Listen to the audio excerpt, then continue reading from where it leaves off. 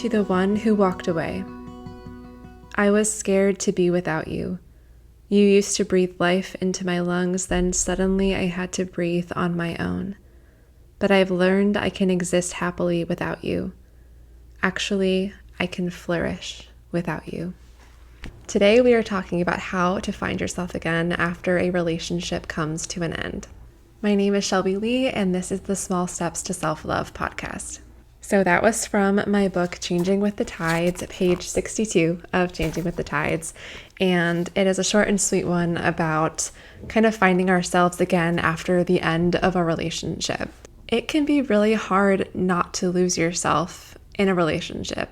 We are spending so much time with this other person. We are becoming connected to them. We're building this deep relationship with someone over a long period of time. And when that relationship comes to an end, it's hard not to feel like a piece of you went with that other person. We're spending all of our time with someone. We're focused on their happiness and prioritizing their happiness. And that can be a wonderful thing, but it can also mean deprioritizing ourselves. Sometimes we lose a little bit of our independence and focus on ourselves. And I absolutely believe that there can be a healthy balance. I think any healthy relationship, there is a balance of prioritizing and supporting each other and growing together. But there has to be a balance. There has to be a give and take. There has to be support in each other's passions and dreams outside of your relationship. In the past, I have forgotten that myself and poured a lot into relationships that they weren't giving me something in return, but there were times where I felt like I didn't really know myself anymore and felt like I was focusing so much of my time and energy on someone else. And one of the best years of my life of really focusing on myself and prioritizing myself, my health, my mental health, everything was a year in college that I was single after a relationship that was really sad to end.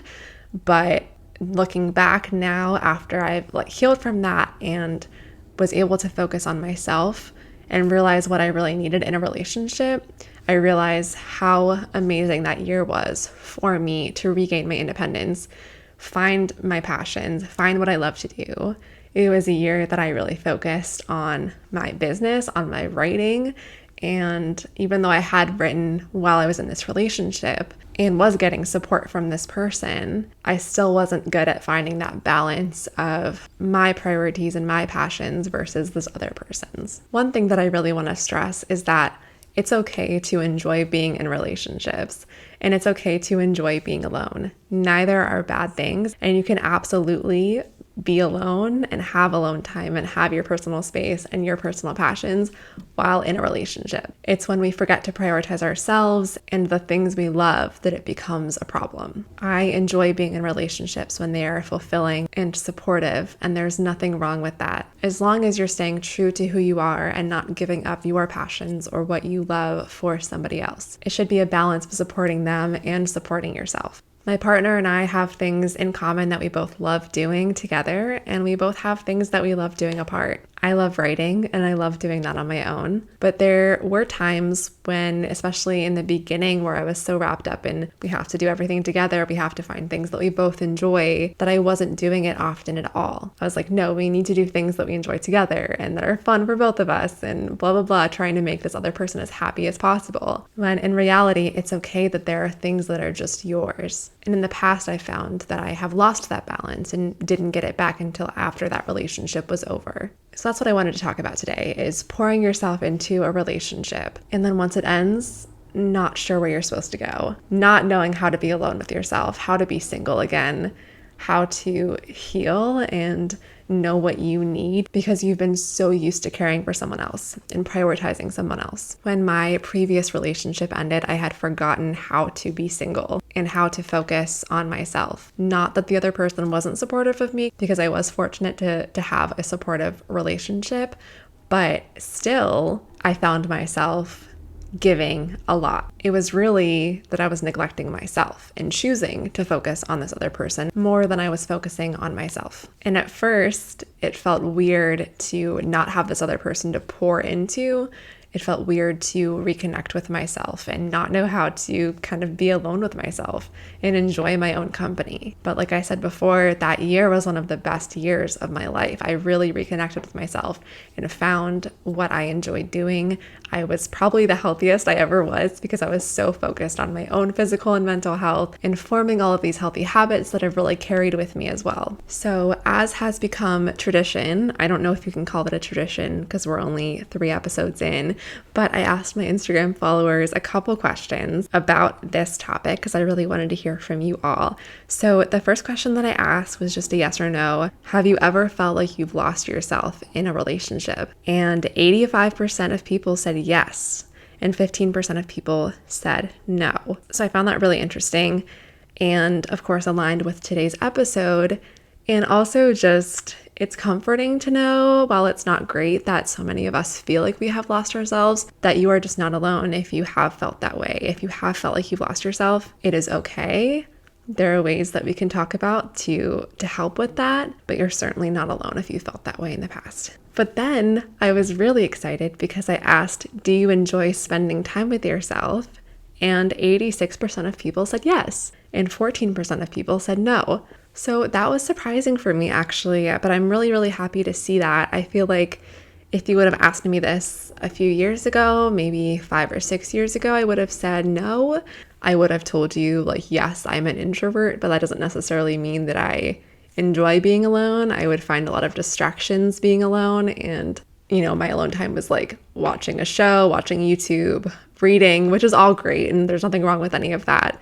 But it wasn't often that I would actually sit with myself and enjoy time with myself without distraction. So I asked also, what is a way that you've tried to find yourself again after a relationship ends?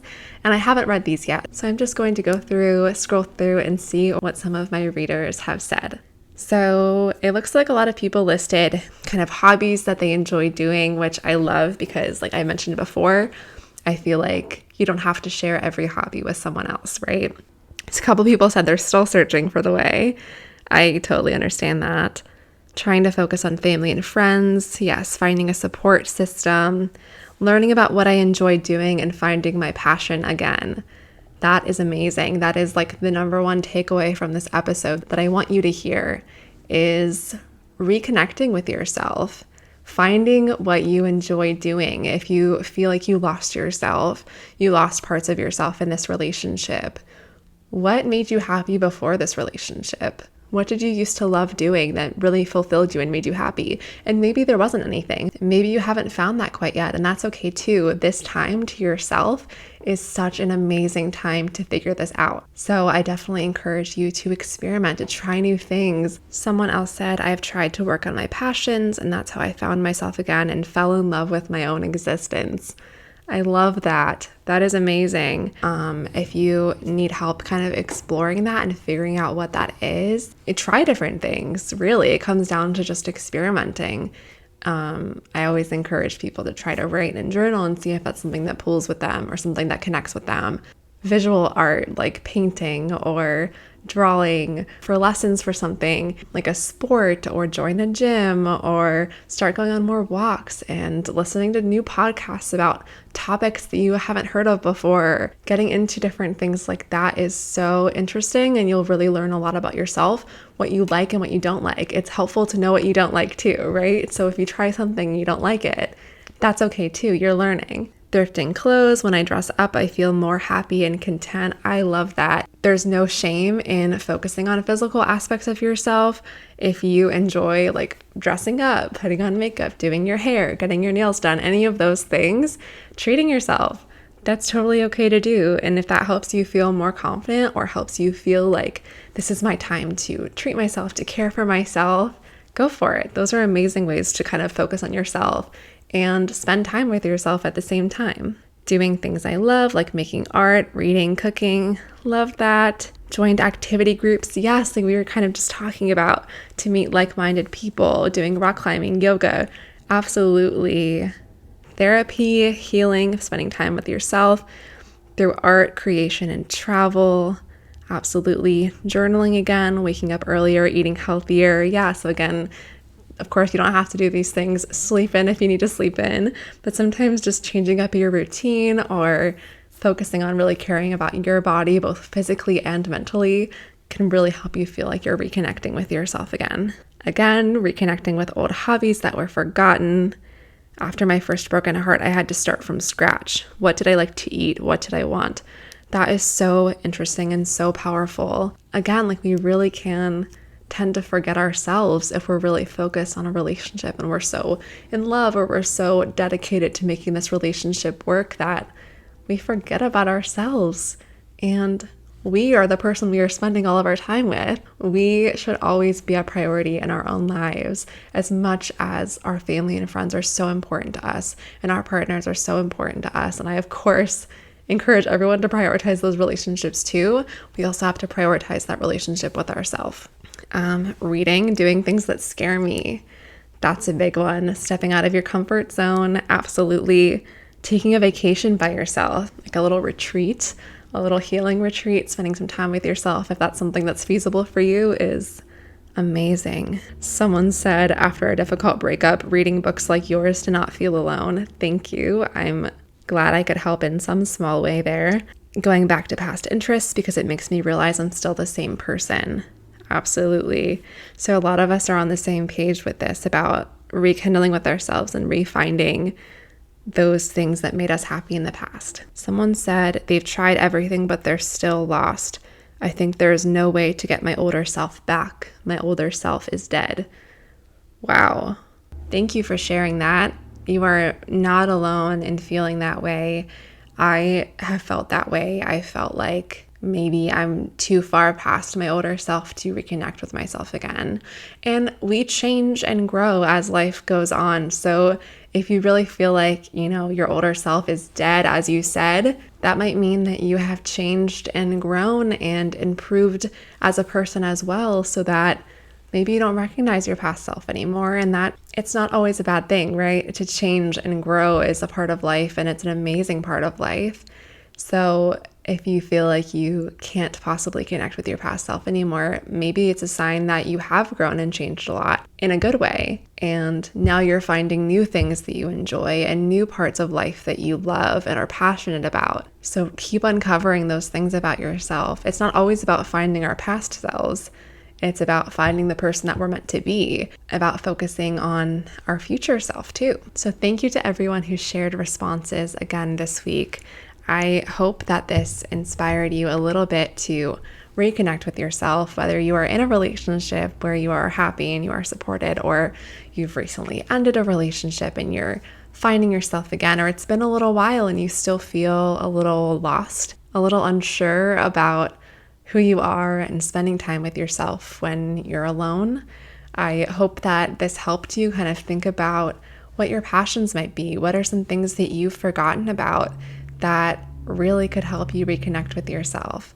What are some things that you haven't tried before that could help you connect with yourself? So, as we always do, I have a small step for you to take with you this week. And this one applies whether you are in a relationship or whether you are single. If you're overcoming the loss of a relationship and you're struggling, you feel alone, this will be great for you. And if you're in a relationship, but you feel like maybe you might be losing a little bit of yourself or not prioritizing yourself enough, this is going to work for you too. So, your small step for this week is to go on a date with yourself and spend some time doing something that you love to do. Maybe it's something that you haven't done in a while. Remember what you love, why you love it, and go out and do it on your own. Remind yourself that it is not a bad thing to be alone, that being alone doesn't have to mean that you're lonely. And preferably, the activity that you choose should be able to help you think without distraction, without your phone, without TV, without a movie, whatever it might be. So whether you sit at your favorite cafe with a journal and a cup of tea, or you go for a walk, or you walk around a museum, or go to the gym for an hour or two by yourself, enjoy that time with yourself. And while you're out doing your thing, think about how it feels. And it might feel really awkward. It might feel like you want to avoid the silence with yourself and find a distraction, listen to a podcast or read a book, and all of that is great. But for at least some of the time, just sit with yourself, no technology, Be mindful of your surroundings, of how you're feeling, and enjoy the company that you alone can provide yourself. If it's helpful to journal so you can talk without actually talking, that's fine. Reflect on how this experience feels to be alone. It might feel uncomfortable or awkward the first time, and that's okay. And I wanted to encourage you all to do this because the first time I was encouraged to do this was actually for a school assignment. I was studying abroad in London in college, and we were tasked with, in a history class, it was kind of like a scavenger hunt to go out by yourself. You had to go by yourself, no distractions, and find these different things around London or in one small area of London and experience them on your own and basically not get help. So you could use a GPS to get to the area. And then once you were in the area, you can't do research, you can't look on a map, all of that. And I was so nervous. I remember really battling with should I just ask a classmate to go with me? Because at the same time, it's also a new city that you're exploring that you're not familiar with. So I'm not encouraging anyone to go get lost or anything like that. But I did push myself to do it. And it's still an hour of my time that I remember so distinctly because it was so powerful for me. I got to the area I needed to go. I put away my earphones that I was using to listen to music on my way there. And it sounds so small to just walk around a new area and explore it and take it all in when you're alone. But I was so used to doing those things with other people or having a distraction, listening to music and not really taking in everything around me. And I still remember that moment of time of being so eye-opening for me and just feeling like I was a new person afterward. It was just such a strange feeling that I try to recreate and try to do on occasion with myself. That is why I'm encouraging you to do that today or sometime this week, is just make a little bit of time for yourself to spend time alone and kind of talk with yourself, see how it feels, and figure out what you love. So that is today's episode. Thank you so much for listening, and I'll see you in next week's episode.